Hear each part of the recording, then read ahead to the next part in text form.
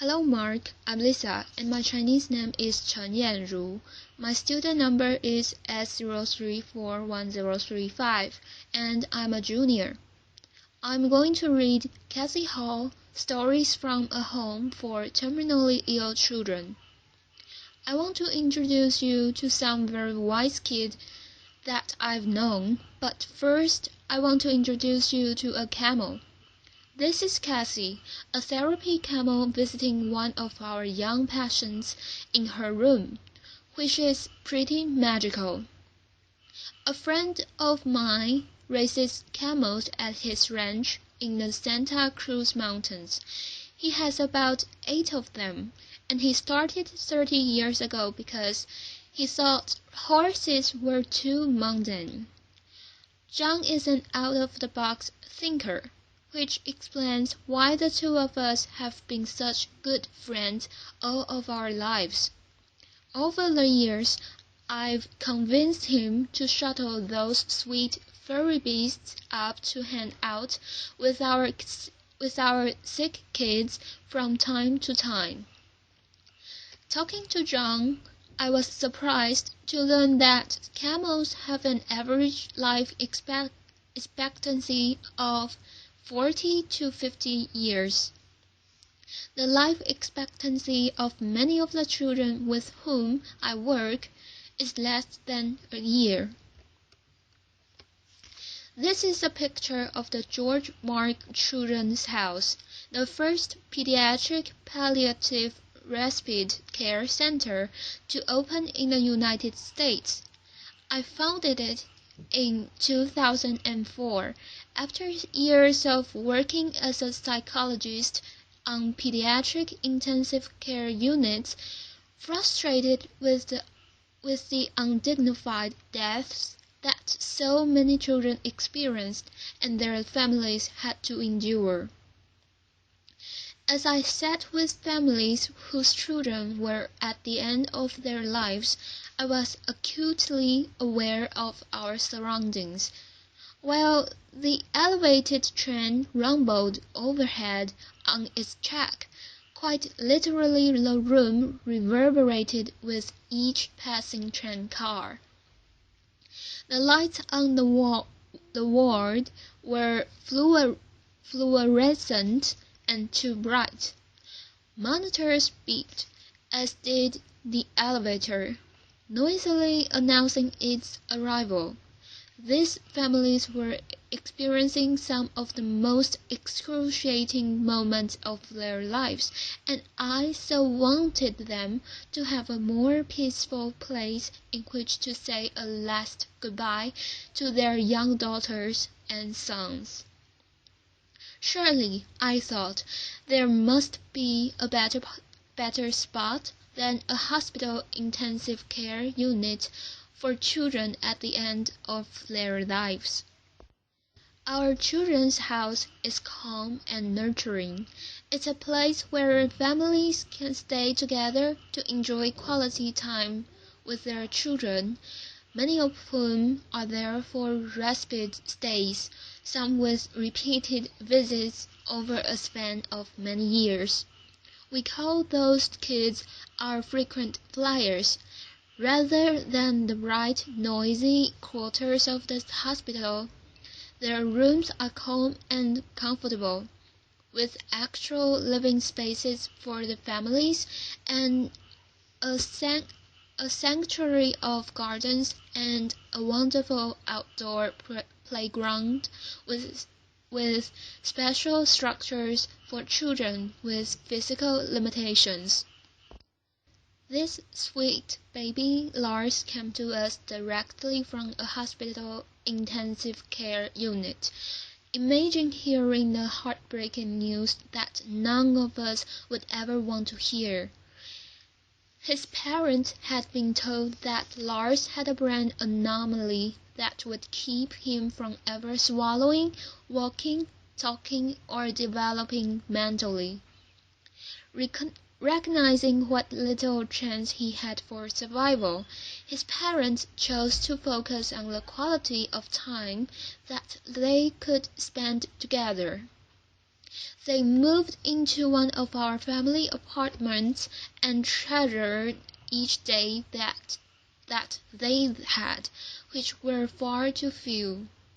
Lars' life was brief, to be sure, mere weeks, but it was calm and comfortable. He went on hikes with his parents.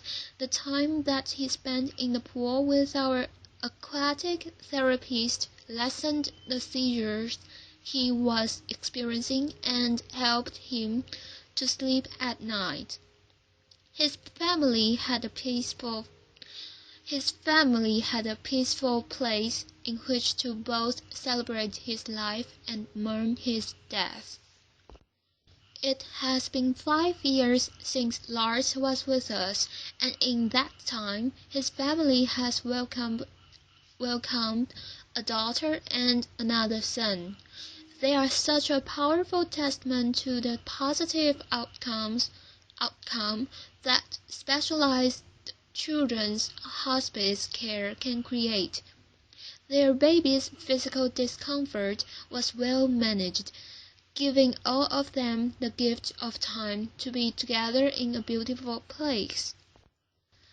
I'm going to talk to you now about the elephant rather than the camel in the room. Very few people want to talk about death, and even fewer about children's death. Loss of a child, especially for those of us who have our own children, is frightening, more than frightening, paralyzing, debilitating, impossible. But what I've learned is this: children don't stop dying just because we, the adults, can't comprehend the injustice of losing them. And what's more, if we can be brave enough to face the possibility of death, even among the most innocent, we gain an unparalleled kind of wisdom. Take Crystal, for example. She was one of the first children to come for care after we opened our doors. She was 9 when she arrived, and her neurologist expected that she might live another 2 weeks. She had an inoperable brain tumor, and her decline had really accelerated in a week before she came to us. After settling into her room, dressed entirely in pink and lavender, surrounded by the Hello Kitty accessories that she loved, she spent the next several days winning over the hearts of every staff member. Bit by bit, her condition stabilized, and then to our astonishment, she actually improved. There were a variety of factors that contributed to Crystal's improvement, which we later came to call the George Mark bump, a lovely, not uncommon phenomenon where children outlive the prognosis of their illnesses if they're outside of the hospital. The calmer atmosphere of her surroundings, tasty meals that were fixed often to accommodate her requests, the resident pets, the therapy dog and rabbit, spent lots of cozy time with Crystal. After she had been with us for about a week, she called her grandmother, and she said, "Gee, I'm staying in a great big house, and there's room for you to come, too. And guess what? You don't have to bring any quarters because the washer and the dryer are free." Laughter. Crystal's grandmother soon arrived from out of town, and they spent the remaining 4 months of Crystal's life enjoying very special days together. Some days were special because Crystal was outside in her wheelchair, sitting by the fountain.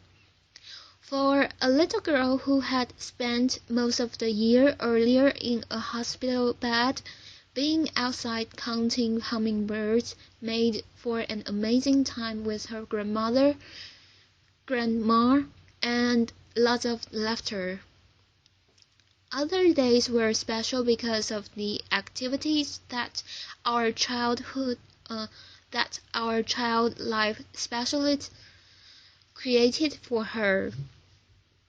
Crystal strung beads and made jewelry for everybody in the house.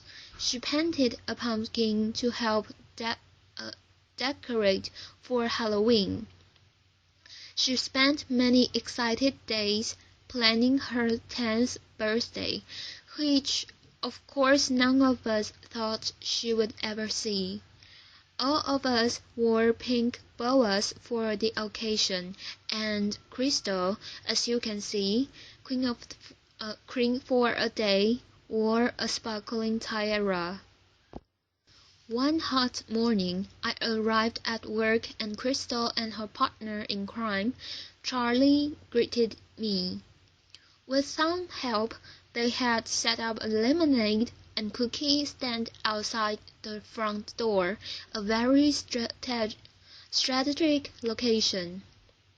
I asked Crystal the price of the cookie that I had selected, and she said $3. Laughter. I said that seemed a bit high for one cookie. Laughter. It was small. I know, she acknowledged with a grin, but I'm worth it. And therein lie the words of wisdom of a young girl whose brief life forever impacted mine. Crystal was worth it, and shouldn't every child whose life is shortened by a horrific illness be worth it?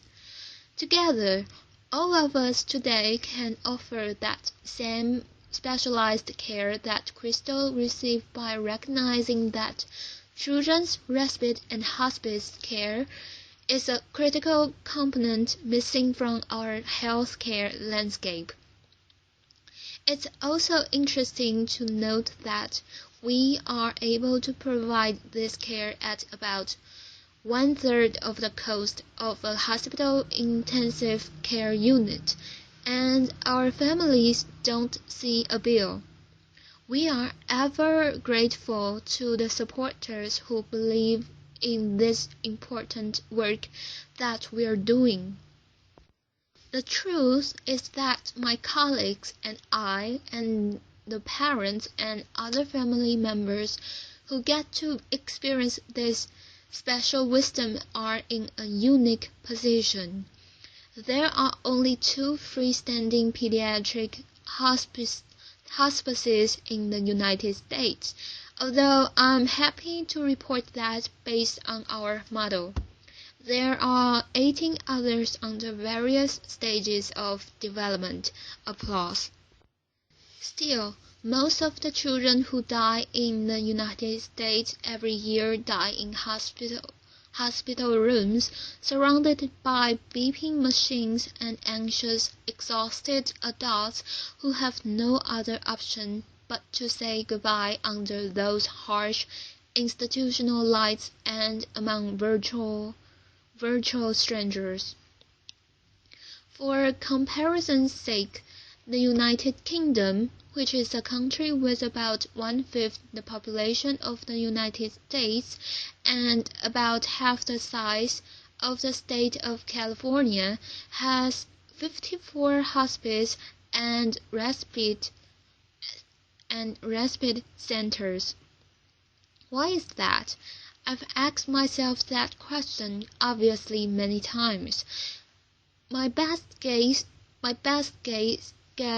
is that Americans, with our positive can-do attitude, hold the expectation that our medical care system will fix it, even though it may be a childhood illness for which there is no cure. We go to extraordinary measures to keep children alive when in fact the greatest kindness that we might give them would be a peaceful, pain-free end of life.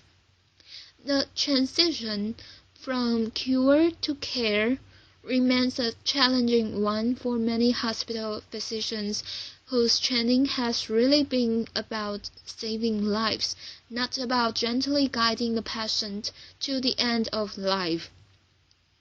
The death of a sweet baby for whom we cared at the end of her life certainly captured this The death of a sweet baby for whom we cared at the end of her life certainly captured this dichotomy when he reflected that there are a lot of people to help you bring an infant into the world, but very few to help you usher a baby out. So, what is the magic ingredient at George Mark?